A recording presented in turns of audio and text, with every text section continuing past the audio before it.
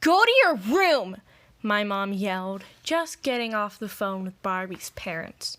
She yelled, "You're lucky they're not charging you and didn't call the cops. Why am I cursed with an idiot daughter? You're literally insane, stabbing a poor girl's leg?" I ran to my room. How could she not even listen to my side? And all those mean things she just said to me. Ugh. I was so angry I slammed my door. My mom ran in and yelled at me to give her my phone. I did as she asked with an attitude. Ugh, I can't believe she's not even letting me explain what happened and how it was self-defense. I thought to myself, I need some air. I slipped my window open and carefully skimmed down the side of the house. I walked off into the woods. I needed some space. I couldn't stop thinking about what just happened. Why won't she listen to me? Or just let me fucking speak? I continued walking into the woods. I wasn't really paying attention to where I was going, and I couldn't care less. I would probably regret this with trying to come home, but I don't care. I was mumbling to myself and just kept walking, till I heard shouts. I looked up, a little confused. I didn't know how far I was in the woods, but far enough I couldn't see any houses, and was surrounded by trees. I went past where I normally go, which is pretty deep in the woods. How long have I been walking? I didn't have enough time to think about it before I heard even more shouts. All I could make out was a few words, "Cops," and "I'm hurrying." I was a little scared when I began to hear footsteps. I quickly climbed a tree. I was so nervous I almost fell, but I managed to catch myself. I didn't think they would see me unless they were looking for me. Being in the dark helped me hide me. I heard footsteps get closer and closer. I heard 3 male voices. 3 figures came into my line of view and were running right towards me. I was nervous and began to think my mom was going to kill me if I didn't get home on time to help her and my siblings, or she wouldn't notice me being gone. The 3 figures approached the tree, and one of them sat right under it. "Come on, Brian, they're gonna catch us if we don't hurry." "Give me a minute, Tim. And no, they can't get in the forest without him noticing." I looked down, trying not to make too much noise and get a better view of the 3 guys. Tim and Brian were having their discussions about him. I wondered who they were talking about, but I decided to pay more attention to the 3rd guy. All I knew was he wasn't talking, nor was he sitting.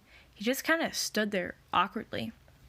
I was trying to get a better view when I snapped a twig. Thankfully, I had put more weight on another branch to keep me up, and the 3 guys looked up. I held my breath and hoped the darkness would hide me.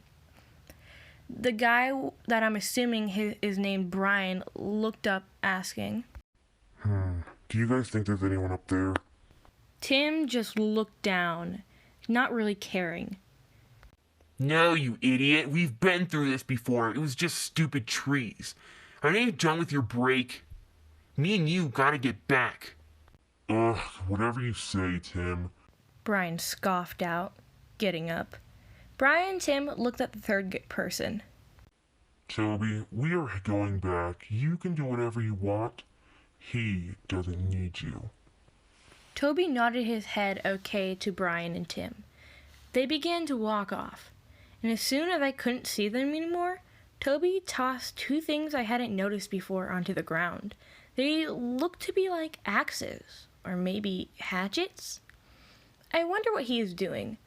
And all of a sudden, he starts to climb the tree. I began to panic. Was he going to hurt me? I need to climb off to the side quickly. He almost grabbed my leg, but I managed to get onto a smaller branch. Toby began to try to get onto the branch, but it began to bend. It couldn't hold both of us. I was getting scared, thinking it might break, but I think he realized it couldn't hold us both and backed off the branch. I'm really scared, but I need to make sure he didn't hurt me. Who are you? With the moonlight, I slightly noticed him staring at me. He went to grab the branch again, ignoring my question, but I yelled, "Wait!" He paused and looked up at me questioningly. "The branch can't hold us both," I said. I'm a little nervous, but I'm not going to show him that. He backed off again. "Who are you?" I asked. He looked at me and sighed, sitting on a close branch. My name's Toby, but I prefer Toby. His voice was stuttery, and he did this ticking thing every once in a while. Since he told me your name, I'm a listener. I'm still a little wary of this Toby guy. But I can't be mean to him. It's nice to meet you, Toby. Nice to meet me? People don't normally say nice to meet me. Oh, why not? I asked questioningly. A little confused. Why wouldn't people say nice to meet a person? It's a polite thing to do, even if you don't feel like saying it. Because of the way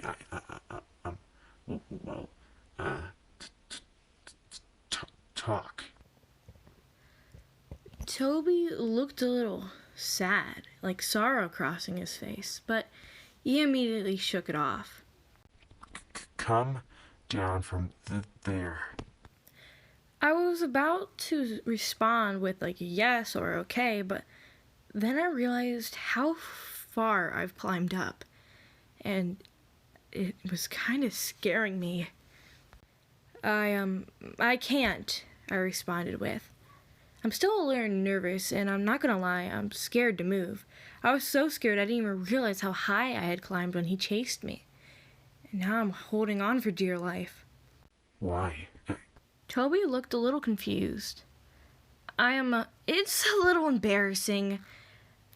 I don't want the branch to break when I move. I'm a little embarrassed at the confession I made to someone I hardly know. Something about this Toby guy made me think I knew him. Or maybe it was someone I knew named that. So you're going to just sit there? Yeah, I guess so. I mean, the only other way is down, I said, looking a little bit anxious and looking down as my stupid self does. Toby was about to say something when we heard a very angry voice yell, "Listener! I know you're in here, and if you don't come out now, you'll be sorry." I knew that voice. It was Jack and his friends, probably here to beat my ass for his girlfriend.